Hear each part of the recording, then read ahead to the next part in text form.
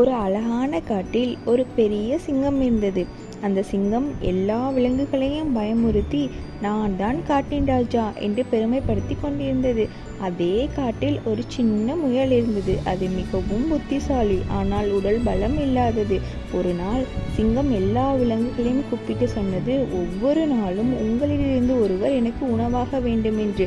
எல்லா விலங்குகளும் பயந்து போனார்கள். அந்த நாள் முயலின் டர்ன் வந்தது. ஆனால் முயல் உடனே போகவில்லை. கொஞ்சம் தாமதமாக சிங்கத்திடம் சென்றது. சிங்கம் கோபமாக கேட்டது, ஏன் இவ்வளவு தாமதம்? முயல் சாந்தமாக சொன்னது, மன்னிக்கணும் ராஜா, நான் வந்தபோது இன்னொரு சிங்கம் என்னை பிடிக்க முயற்சித்தது, அதுதான் தாமதம். இதை கேட்ட சிங்கம் கோபமாக, என்ன, இன்னொரு சிங்கமா? எங்கே இருக்கிறது? முயல் சொன்னது, நான் காட்டை ராஜா, என்னோட வாங்க என்று. முயல் சிங்கத்தை ஒரு ஆழமான கிணற்று பகுதிக்கு கொண்டு சென்றது. அதுக்குள்ள அந்த சிங்கம் இருக்கிறது என்று சொன்னது. சிங்கம் உள்ளே பார்த்தது. அதன் பிரதிபலிப்பு தண்ணீரில் தெரிந்தது. அதுதான் என்று நினைத்து கோபத்தில் கிணற்றுக்குள் குதித்தது. அவ்வளவுதான், சிங்கம் தண்ணீரில் விழுந்தது. வெளியே வர முடியாமல் போனது.